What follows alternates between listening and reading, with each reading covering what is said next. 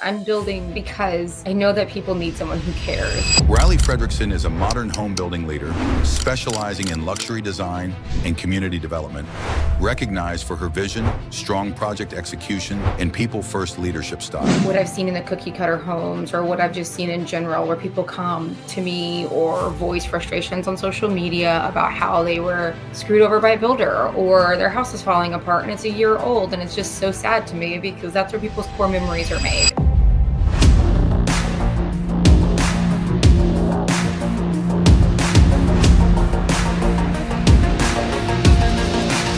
What's up, everybody? This is Ryan Van Ornum back with another edition of the Scaling Up Success podcast powered by Cynergists. Cynergist is your go-to scalable operations company that helps you grow your business exponentially faster at a fraction of the cost. Go to Cynergist.com. Today I have Reilly Fredrickson of Calton Homes. Reilly, how you been? We've been friends forever, but I'm glad to see you on the video link today.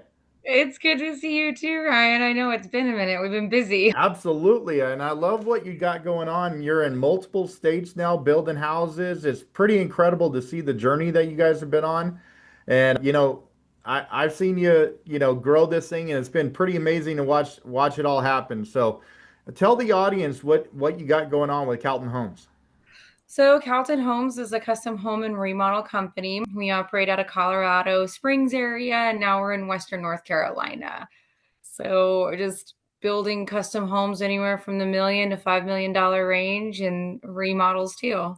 That is amazing. And I've personally been in a couple of your models before, and they are just absolutely like jaw-dropping what you guys can produce. It's pretty phenomenal what you got going on there, and your team is incredible. So one of the things that I always ask a lot of business owners is like, I mean, anytime that you're starting something like that you started like with the custom home building side of stuff, how did you know like you were gonna like that turning point where it just clicked and you're like, yep, we got something? I guess for me, it's just we're generational. My grandpa was a builder, my dad's a builder, I'm a builder. So I think that there's no turning back point.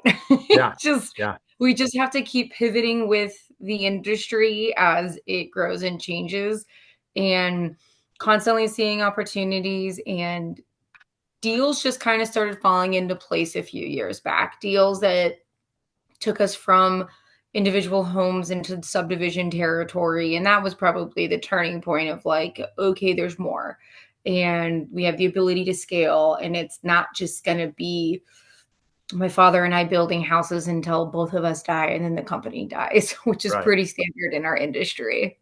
That's pretty wild that a lot of builders just go out when like, hey, the builder's ready to retire. There's no like golden handoff, no selling of the company. It's just like, nope, we're done. Yeah, not very many of them make it beyond that stage, honestly. So let me ask you this, and you went, I think you're Arizona State Sun Devil, right? I am.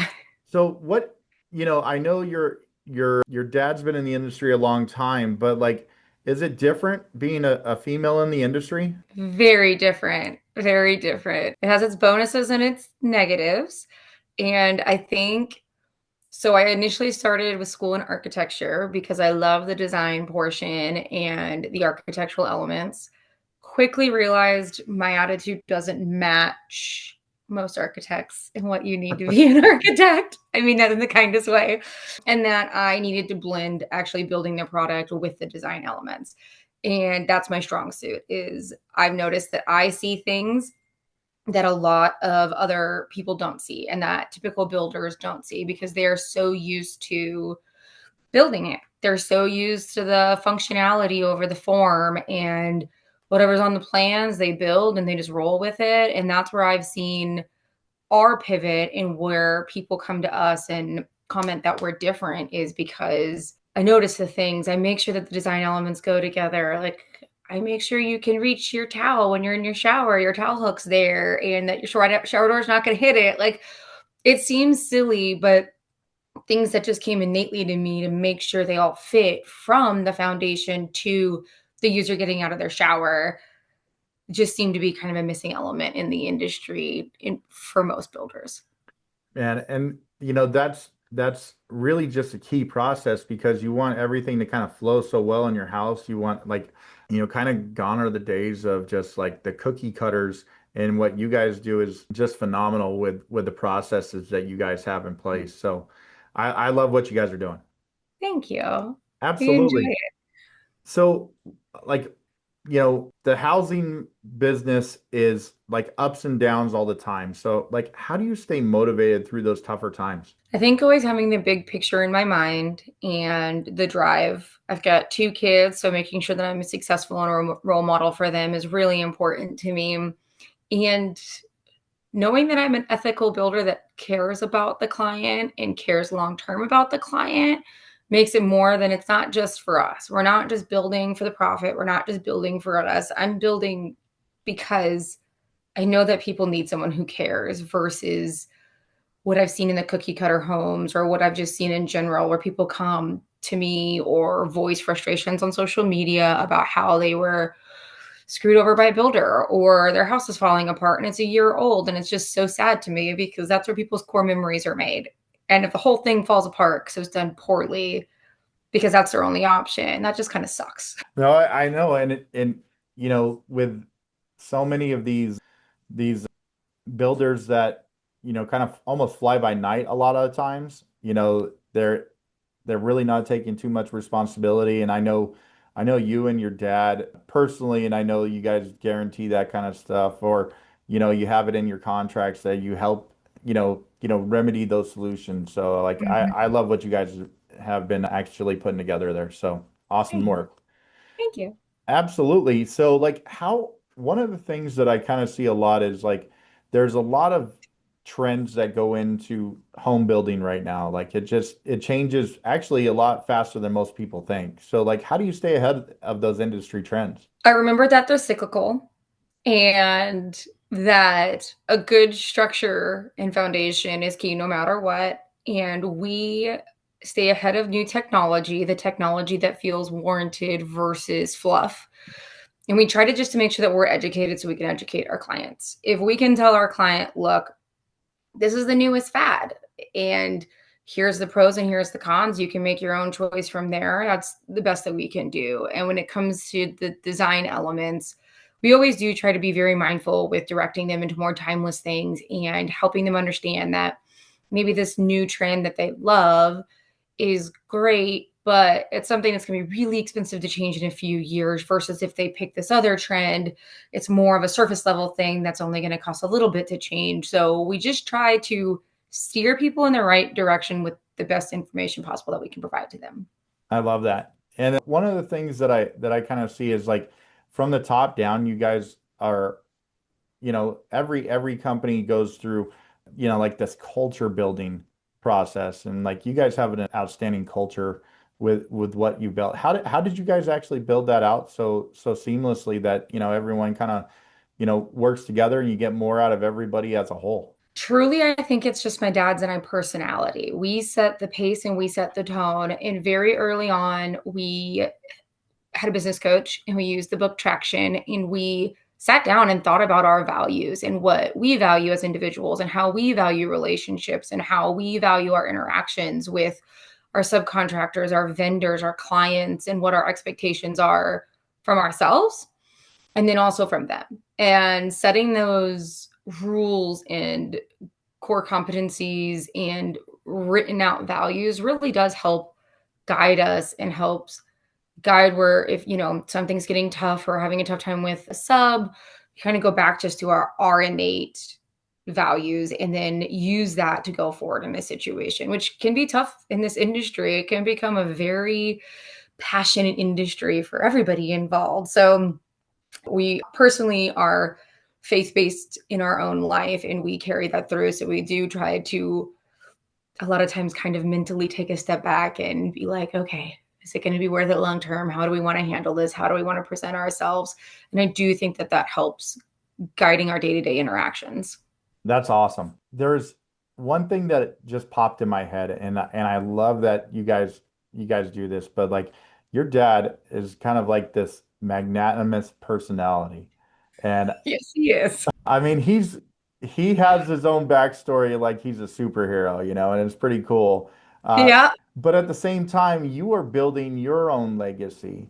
So like how do you balance that? Like working with someone that has such a strong personality with creating your own lineage. Well, unfortunately, my son is pretty much a copy and paste of my dad, so I'm not sure that I got out of that. I'm pretty sure we just continued the Bill Reilly tradition, but with a new child. So I lean into it. I don't try to hide from it. I don't feel like it overshadows, try to complement it. I do feel like we complement each other Yeah. and where he can bring the big, funny, outgoing personality, I can make sure that the details are getting hit and that the decisions are getting made and that everything's being documented. And yeah, it seems to be a pretty good fit of yin and yang to keep it all moving forward. And he's definitely better with the relationships. I definitely would rather not have to go to a networking event if I didn't ever have to. So I send him out into the world and he makes the relationships and I just kind of keep the machine rolling in the background. But that's actually a great business partnership because, It is.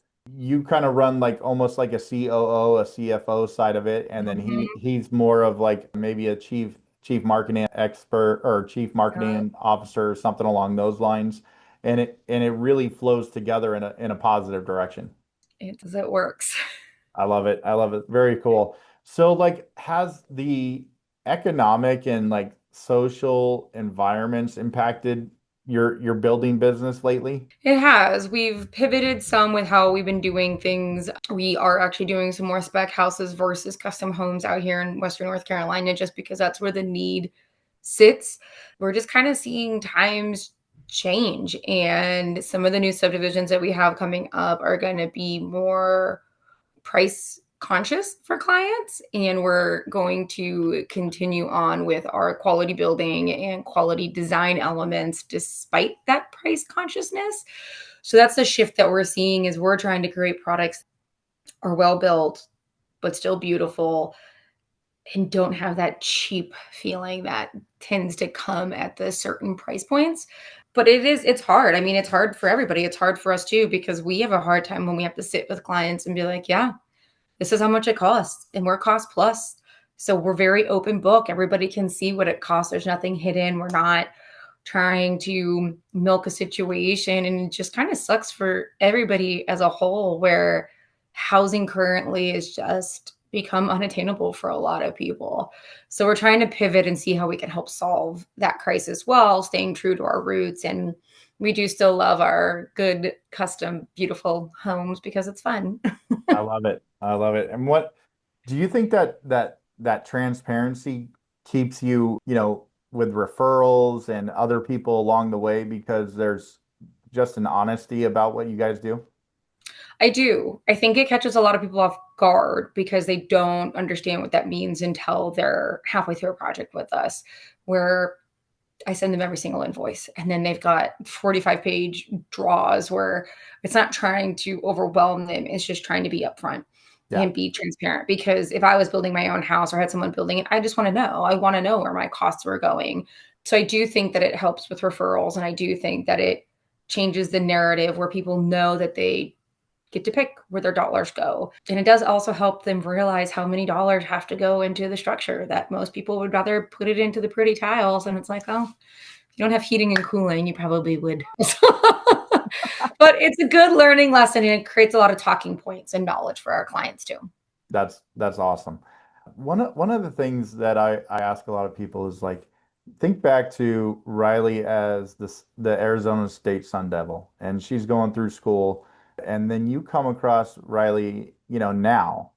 Like, what advice would you give college age Riley? Oh man, that you don't have to have it all figured out and it's not going to be anything like what you imagine at any step of the way. It's the truth. Like our word of the last 2 years has been pivot. We're friends, fans, and then trying to get the couch. Pivot! Yes, we literally will like screaming at each other as a family because it's just been a wild journey of where things have taken us and what's coming up and what's new. And I was very driven in my college years, but I also had a lot of fun And I think that college Reilly would look at current Reilly and be like, "You're so serious and you're always so busy." Like, but it's good. It's a good stage of life to be at. So I do think just just going with the flow a little bit more, and yeah, By the way, who didn't have a good time at Arizona State? that's fair. My sister was pretty straight laced. She's good. Is that even possible at Arizona State? If you're a psychology major in my sister, Fair, she was a good big sister. She made sure I stayed alive. fair, fair. I like that. I like that a lot. Now let's flip the script because we talked about, what advice you'd give to younger Reilly. Now, where do you see yourself in like 5 years? Man, I have been thinking about that a lot lately. I feel like the economy is shifting so much. I've been reevaluating our goals as a company and what products we should be producing. So I do see us moving more into the production home realm. That's where I see us going and what I see us focusing on, which is really different for us because I'm third generation custom home builder. So I think that's going to be a big shift for us just due to the buying practices, the pricing practices, and not having the client from day one. And in the book Traction and there's another book, Pivot or Die. Mhm. Both of those books talk about being able to stay like maneuverable. So I like what you got going on there. Very, very cool stuff. Yeah. So one as we kind of wrap this up, we do a little rapid fire section. Are you ready for All some right. some quick answer ones here? Sure. All right, cool. So tell me the book or the podcast that you're checking out right now. I am constantly listening to the Huberman podcast Okay, fantastic. because you can't do work if you're not healthy. Love it. All right, so bucket list travel spot, and I know the Rileys travel a lot of cool places. Where's your bucket list travel spot? Italy. I'm 410 days into learning Italian. What? Drop a There might little be a drop a little little Italian on us right now. me chiamo Reilly. I love. So I am learning purely to listen to other people because I can listen better than I can speak it. Just order red But wine; it'll be fine. exactly, and I want to buy property in Italy. So Well, that's I'm definitely coming to visit if you buy yes, property. yes. I love it. I love it. What's on your workout playlist right now? I listen to the Huberman podcast or other podcasts while I work out. I work out at 4:30 in the morning, five Same. o'clock in the morning. So I just listen to those instead of music. I love it. I love it. Are you a coffee drinker, tea, soda, energy drink? What gets you going? Coffee. If I could put it in an IV, I would. I need to. I love it. What's your favorite cheat meal? Quesabirria. They're like these queso birria meat tacos that they make at the local place here, and it has a consomme dip you put it in. They're so Oh, good. those are so good. Oh, that's a good one. All right. So you kind of answered this one already, but early bird or night owl? Early bird, Yeah. for sure. Yeah. Well, we took it easy on you. You You made it through did. the rapid fire, okay? Perfect. Thank you. Nice work. Nice work. So, if people are interested in buying one of your badass houses, how can they get a hold of you? They can check out our website at caltonhomesllc.com. And Calton is Calton because that's my children's names mushed together, Callie and Colton. Love it. You guys are amazing. Thank you. Reilly, thank you so much for coming on the Scaling Up Success podcast powered by Cynergists. You've been an absolute amazing guest to have on the program today. Thanks, Ryan. I appreciate it. It was good seeing you again. Great seeing you. Can't wait to be out in North Carolina to check out everything you got going out there soon. And eventually Italy. I love it. Exactly. Exactly. Well, thank you again, guys. Once again, this is Ryan Van Ornum of the Scaling Up Success podcast powered by Synergist. Have a wonderful day, everyone. Take care.